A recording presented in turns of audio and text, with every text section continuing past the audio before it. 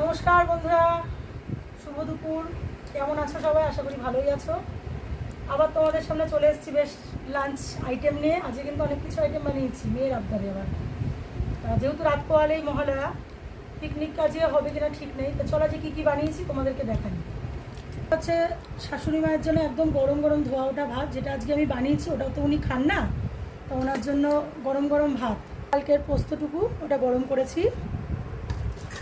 আর তার সঙ্গে বানিয়েছি, এটা সবার জন্যই, মায়ের জন্য একা না, গন্ধরাজ লোটে মাছ, মানে গন্ধরাজ লেবুর পাতায় লোটে মাছ।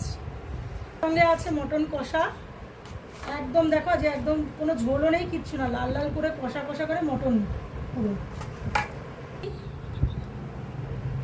সঙ্গে রয়েছে চাটনি, এই যে স্যালাড, স্যালাড ছাড়া তো আমাদের চলে না। আজকে লেবুও রয়েছে, দেখো এই যে পাতি লেবু।